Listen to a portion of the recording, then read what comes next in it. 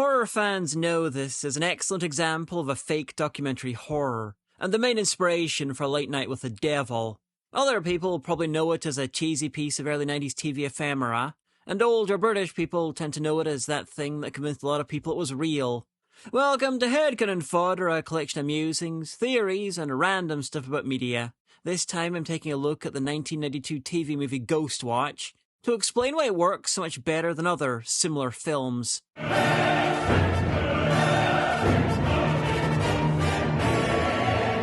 Before that, some backstory. I'm planning on doing a full-on movie review of Ghostwatch. No idea when, but I've taken notes for the script. And when taking the last set of notes, I did some thinking that eventually became this video. Ghostwatch, if you're not familiar with it, was part of the 1992 BBC series Screen One, a set of anthology dramas on subjects as varied as addiction, the arts, crime, historical adventure, and even pregnant cis men. The last episode of Series 4 fell on Halloween, so writer Stephen Volk wrote a fake reality show featuring investigations of a purported haunting.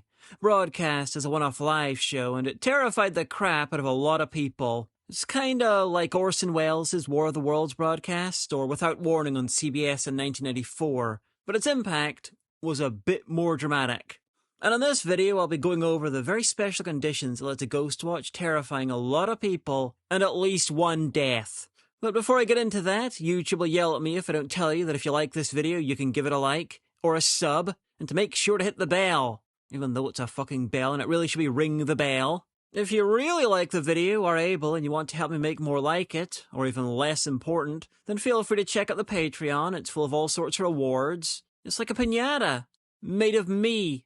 Or just leave a comment, apparently that helps us in the algorithm, and I do read them.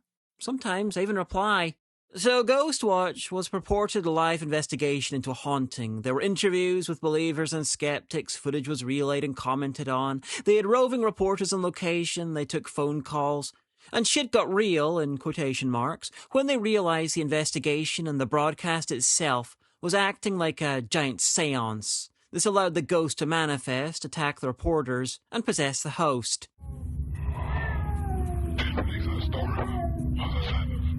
Now all this is very silly and over the top. So why was it believed? I mean, you can see the footage on screen right now. It's basically a cheesy early 90s TV horror, because that's literally what it is. So why were people taken in? There are many reasons, and not all of them are obvious. First up, the haunting depicted in Ghostwatch was based on an actual purported haunting that had quietly been percolating British media for a couple of decades. The Enfield haunting had a similar setup, a couple of teen girls, harried single mother, the ghost is interested in one of the girls. And it had been in the newspapers a number of times. It had even been featured on TV, but not massively. Just enough that someone channel surfing might recognise the events of the show and connect it to this real haunting that they'd heard of, which is automatic realism for a lot of people. A side note, but the Enfield haunting was also the basis for The Conjuring 2. Ironically, the Ghostwatch version is closer to real life because the Warrens at no point save the day in Ghostwatch. It's kind of funny, but like what happened to the Warrens in the real Enfield haunting, the only American character turns up in Ghostwatch and is made to go away a couple of minutes later. Secondly, it worked because of the realism. The only clue that it was fake in the show itself was a little introduction at the start. So if we were even a minute late, you missed that. And even that was only added over the protestations of Stephen Volk. Volk also included no winks, nods, or clues for the audience in his script. They even filmed everything on videotape for the proper live TV look. Every other episode of Screen 1 was filmed on film. Thirdly, no adverts. Without Warning from 1994 was an attempt at something like Ghostwatch, but science fiction. And the main problem with it is that every 10 minutes or so there's an ad break. The world is about to be destroyed and they're pretending it's real, and there's an ad break. It's the most American thing ever and weirdly realistic. But every time it happened, an announcer would blare that the broadcast was fake. Without Warning is a realistic depiction of fictional events. None of what you are seeing is actually happening. That's no fun. But with Ghostwatch, no ads, no blaring. Once it started, it was on. Fourthly, there weren't any actors, at least among the TV people. They were all actual TV presenters and personalities, playing themselves, doing the stuff they did in actual shows at the time. And yes, that's Craig Charles from Red Dwarf. He did some presenting back then. They even used real cameramen and audio guys playing themselves. There were actors playing the family and the interviewed experts, but they were unknowns, and as a fun little bonus, none of them have gone on to big-name careers since. It's kind of a minor thing, but something that ruins fake documentaries for me is recognizing actors who got big afterwards, like Billy Crystal in Spinal Tap. Do the dead bird. Changes, get the dwarf cannolis, the little ones. Okay, All right, I did the bird. Come on, don't talk back, huh? Mime is money. Let's go. Come on, move it. The closest one to that is probably Colin Stinton playing the lone American and skeptic. He much later turns up as the president. My name is Arthur Coleman Winters, President-elect of the United States of America. Sorry, President-elect of the USA and New Who, because Russell Davies doesn't know what a President-elect is. Anyway, Stinton's a jobbing actor, but nowhere near big enough to break the suspension of disbelief even decades later. Fifthly, this goes back to the similarity with the real-life Enfield haunting, but the film's taking place in a generic part of London called Vauxhall Drive, which is fictional, but it really sounds like a real place. Almost no one outside of a very special breed of nerd or maybe cab drivers would know enough London geography to realise that there's no such place. Then they filmed in real locations for their own location stuff, but they chose the most generic-looking suburban London to film in, so only people who literally live right there would realise that it's fake. Sixth, the ghost is called Pipes. This is the actor who played him.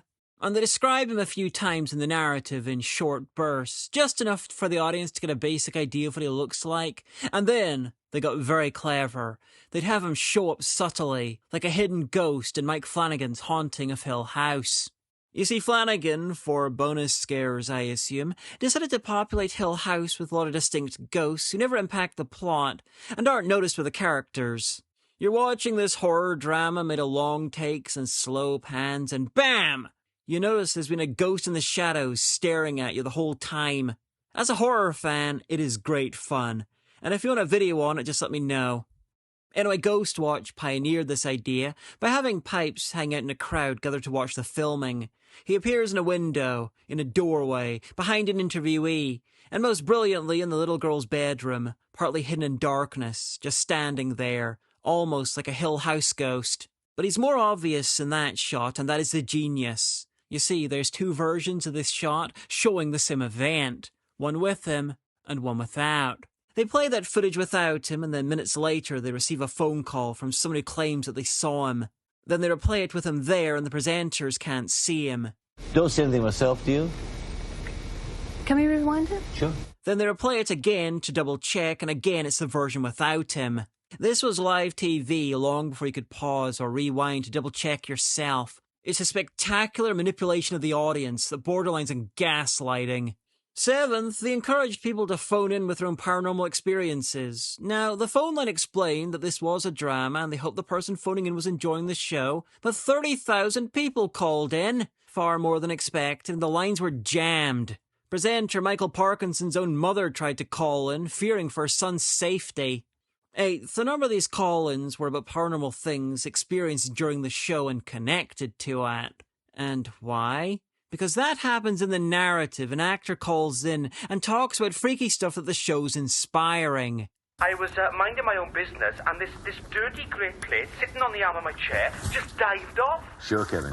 Thank you very much indeed for calling.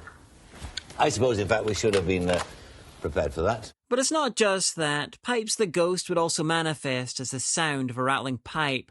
It's how he got the name. And most British homes of that era were decades old with some level of pipe rattling. Before the broadcast of the show, it was just part of the white noise of the house, unnoticed by the family. Now it's evidence of a ghost. A ghost that, according to the real documentary show that you're watching, is influencing people's houses across the country. Ninth, now this is more subtle than most things, but still important. The audience has the BBC, this trusted media institution, a behemoth of international journalism, telling them that paranormal stuff is happening to people all over the country. If this was done on ITV or in some other form, say a newspaper, it wouldn't have had the same effect. The BBC's brand has been much tarnished in the last few decades, but in the early 90s it was still beloved, trusted, it was beyond reproach. It was affectionately known as Auntie. It was an institution that was looked on as part of the family. And the main presenter of Ghostwatch, Michael Parkinson, was one of the most beloved British TV presenters of all time. A man with decades of primetime experience. Imagine Johnny Carson for the entertainment and Walter Cronkite for the honesty, and you're in the right area. And 10th, this was 1992, a full 15 years before the BBC got its first website. Very few people in the UK had the internet, and social media was non-existent, so you couldn't go online and find out if it was real or not. For all these reasons, for good and bad, the audience was primed to believe in Ghostwatch.